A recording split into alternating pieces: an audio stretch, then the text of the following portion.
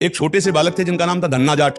उनको परिवार की मां ले गई कथा सुनाने, तो कथा में कह रहे थे बिना भगवान का भोग लगाए जो खाता है वो पाप खाता है। तो पंडित जी के पास गए, हमारे यहाँ तो भगवान है नहीं, तो आप भगवान दे दो। तो उन्होंने सोचा लड़का है, इसको ठाकुर जी तो दे नहीं सकते, तो भांग खाते थे, तो भांग का बट्टा ऊपर का, कहा ये भगवान है ले लो। तो उनका आप कैसे सेवा करेंगे? तो बोले नहा के नहा देना और पवा के पा लेना, बस इतनी सेवा। घर में गए, नहाया और ठाकुर जी को ना, वही मतलब भांग के बट्टा को ना, और बाजरे की रोटी गरीब आदमी सामने रखा, पाओ प्रभु। एक दिन हो गया तो उन्होंने सोचा हमारे पास कुछ है नहीं, लगता पंडित जी के पास खीर पुआ सब सामग्री थी तो ठाकुर जी पाते, वो बिल्कुल ठाकुर जी मान रहे। दूसरा दिन हुआ फिर वही बाजरा, तीसरा दिन हुआ फिर वही बाजरे की रोटी।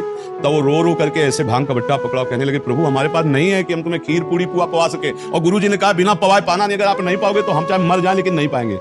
उसी समय श्री कृष्ण प्रकट हो गए, भांग के बट्टे की जगह में श्री कृष्ण बैठे और बाजरे की रोटी शुरू कर दी पाना। तो बोले देखो पूरी रोटी तुम नहीं पाओगे, आधी हमें दो आधी तुम पाओ। भगवान ने और फिर जो लीला का विस्तार हुआ कि धन्ना सेठ हो गए, ये है